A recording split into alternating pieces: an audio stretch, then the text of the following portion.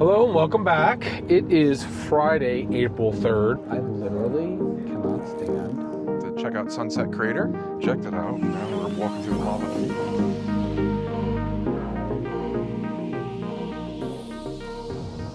Hello and welcome back. It is Friday, April 3rd. We are in Flagstaff these next week or two. Have some doctor's appointments and things we need to get to before we head back to the ranch, which is only about 2.5 to 3 hours from here, east.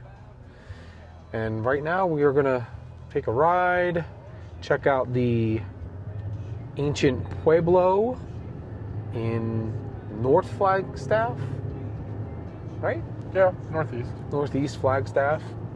We are boondocking in the Cinder hills, which is pretty cool. And we'll show some of that in the video as well. And we'll check back in with you in a little while. Bye. While we were in Flagstaff, we stopped at Elden Pueblo. It's just north of town, right at the base of Mount Elden. The ancient Cinder site was occupied from around 1070 to 1275 AD. We learned that it was a seasonal village with roughly 60 to 80 rooms. What really stood out to us the most was how connected the people were. Archaeologists found macaw bones from Mexico and seashells from California, showing that it actually served as an important trading hub for the region.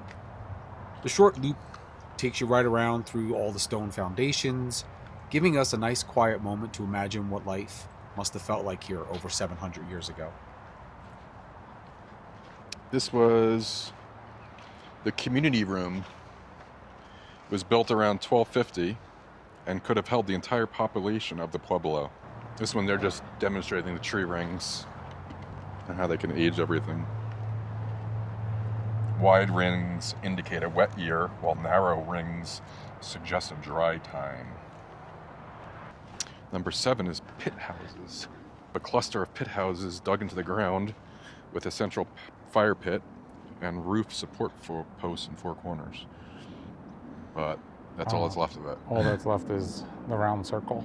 Home sweet home. It's a typical living room for a family of 3 to 5 people. That's what this would have been, your living room area.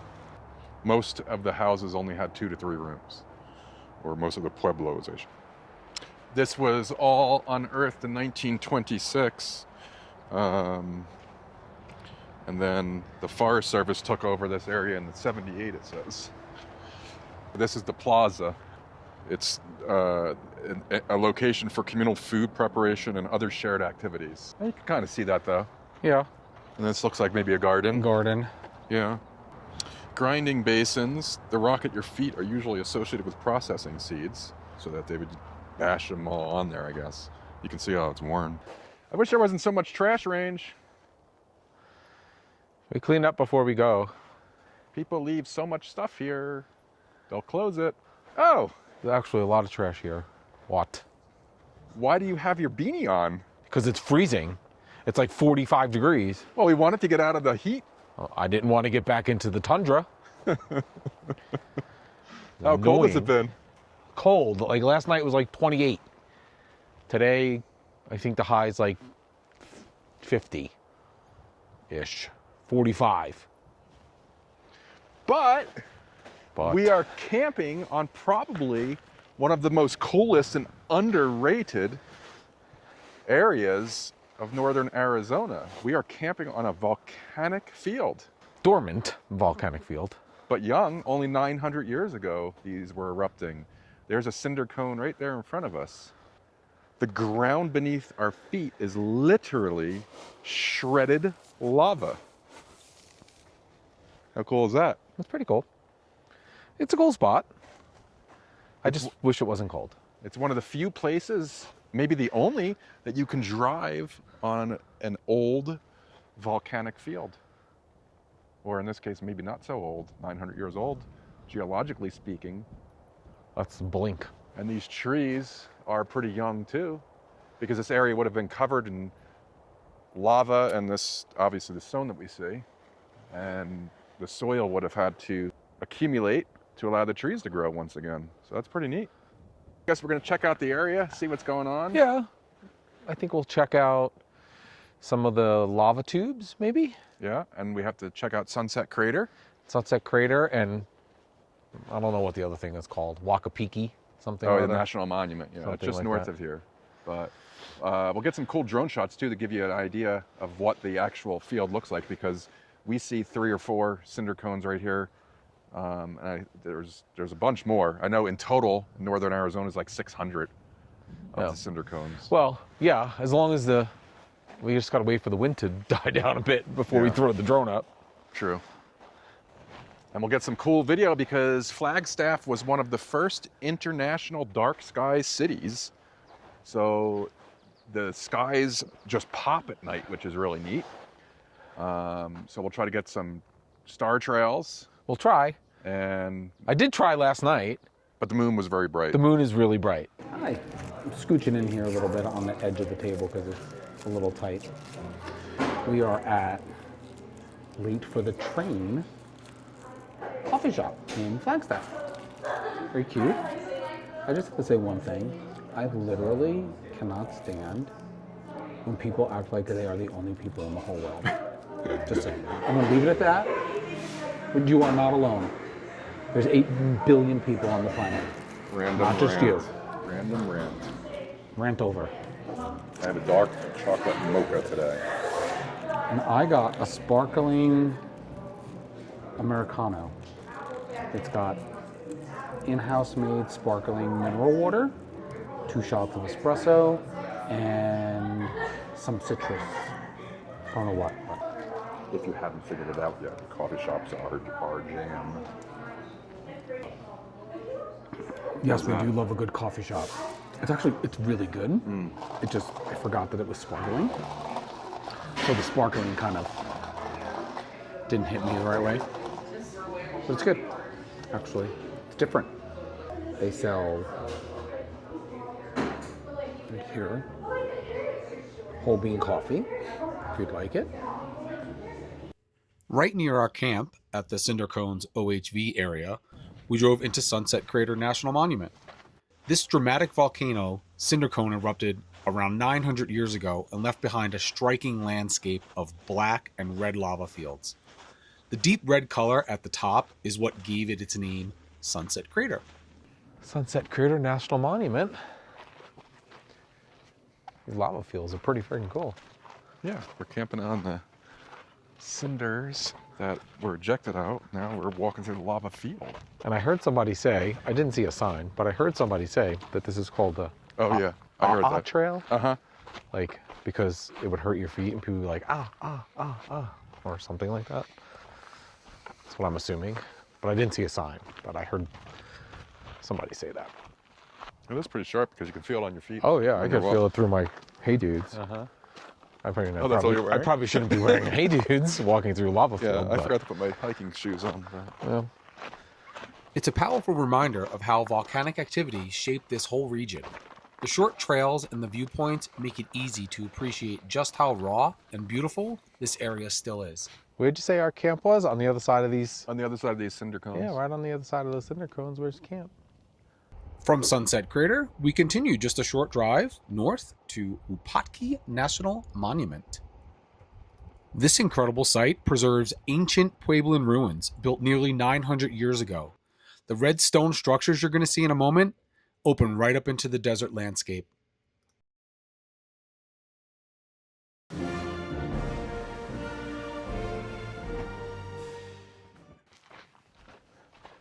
We are standing at the Wupatki Pueblo. It's a 100-room Pueblo. This place is incredible. I mean, just look at this. Looks like they are doing a little bit of work to shore it up. It looks like they want to fix it, make sure it don't fall down. Yeah. That would be a damn shame. Yeah, it would. A lot of history right there. You ain't kidding. At least they're doing something. There's so many parks that they just let everything fall apart. That is so true. I mean, we've been going to a bunch of parks, and there's some parks that are, It's sad.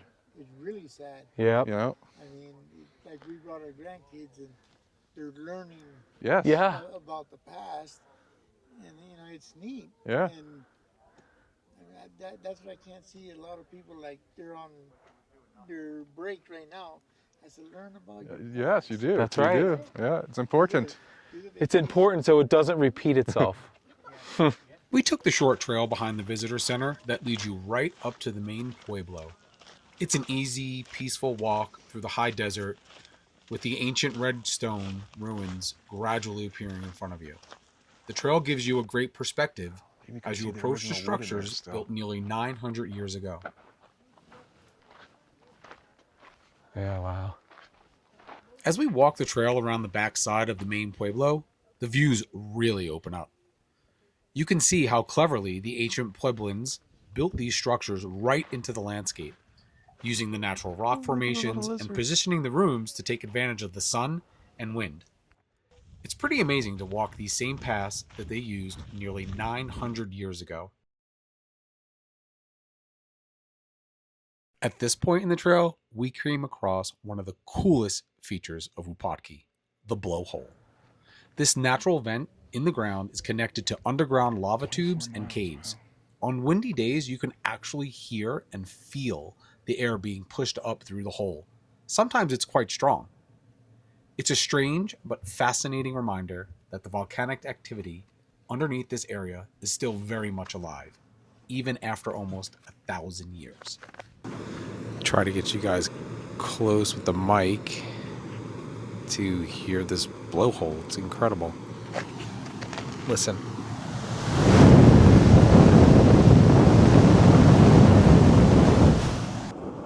There you go. Kind of give you a visual of the strength of the wind. That's my beanie. The ranger in the visitor center said it's about 25 miles an hour or so. 20 to 25 miles an hour. Pretty cool. As we continued through Wupatki, we made our way over to Castle Pueblo, also known as the Citadel. This impressive structure sits high on a small hill, giving it a fortress-like appearance that really stands out against the open desert. Built in the early 1100s by the ancestral Puebloan people, the Citadel was once 2 stories tall and constructed using both sandstone and darker basalt rock. What's especially striking is its location. From up here, you get sweeping views across the surrounding landscape. The painted desert stretching out in one direction, and the San Francisco peaks in the distance. It feels like a strategic spot, almost like it was placed here to watch over the entire area. We spent time walking the short loop trail that circles the base of the ruin. You can see the carefully stacked stone walls and get a real sense of how the people who lived here arranged their homes. Archaeologists believe that this was part of a larger community that thrived for a couple of centuries after the Sunset Crater eruption, when cooler, wetter weather made the land more livable. Standing there among the ruins, it's humbling to think that families once raised children, grew crops, and built a life in this harsh but beautiful environment nearly 900 years ago. The Citadel is one of those places that makes you slow down and imagine what daily life must have been like. Simple, connected to the land, and surprisingly advanced for its time.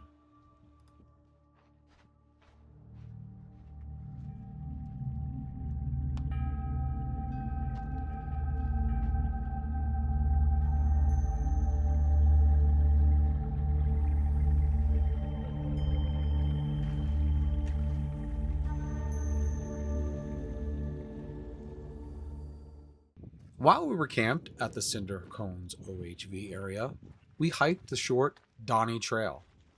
It's an easy climb up a volcanic cinder cone that gives you these incredible 360-degree views. Well, we made it to the first peak with this incredible view. Yeah, it's spectacular. You can see Sunset Crater, the San Francisco peaks, the painted desert, and out toward Wupatki.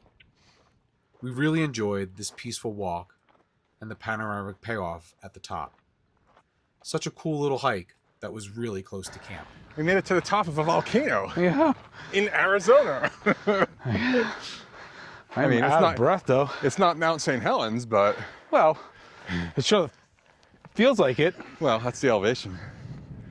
Whew. But it is pretty. Gorgeous. What a view. Look at that Yeah. ravine right there. Canyon there. You got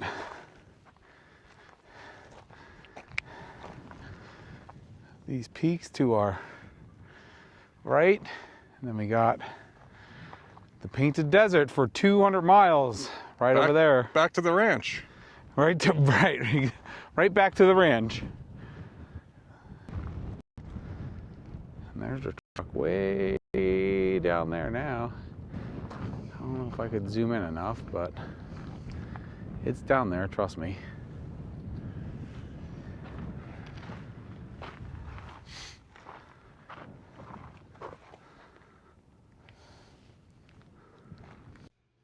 As we pulled into downtown Flagstaff, we stopped by the historic train station and noticed something cool happening right at the Flagstaff Visitor Center.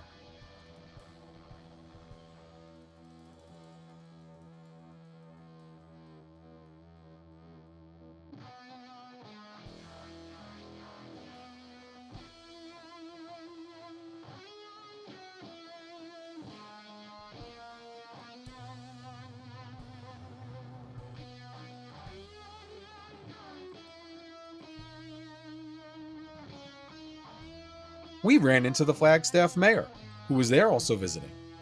And it turned out the Road to 250, Arizona's traveling museum, was set up for the day. This free interactive exhibit is traveling across all 15 counties in Arizona ahead of America's 250th anniversary later this year. One of the highlights for us was getting to stand right next to Arizona's replica Liberty Bell. It's surprisingly impressive up close and makes the whole 250th anniversary feel more real.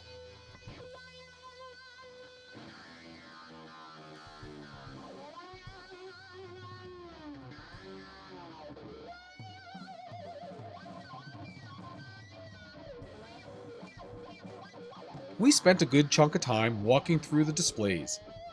They did a really nice job covering both national history and Arizona's own history, past, present, and even a look toward the future.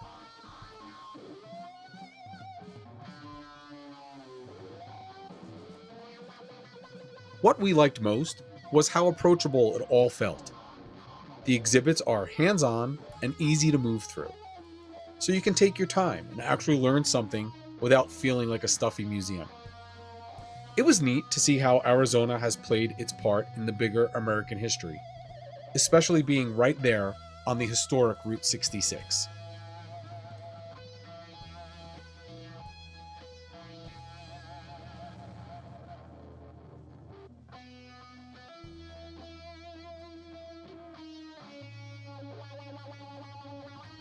It ended up being one of those perfect unplanned stops. A nice mix of local hospitality and national history. If you're ever in Flagstaff and one of these traveling exhibits rolls through, it's definitely worth pulling over for.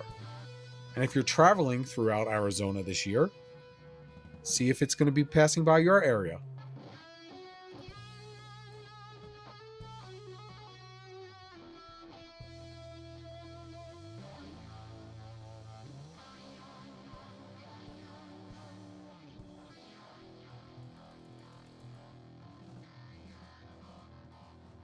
As we were leaving the museum, we had to cross the train tracks to get back to the truck, but we got held up by the passing train. Instead of being annoyed, we just stood there and enjoyed the show. There's something real satisfying about watching a long freight train rumble through downtown Flagstaff. The sound, the length, the rhythm of cars going by. We ended up filming the whole thing for about 30 seconds while we waited. Dust in the rear view, free as a bird. This is our time, no matter what they say. Every mile behind only brought us here. Now the road is clear.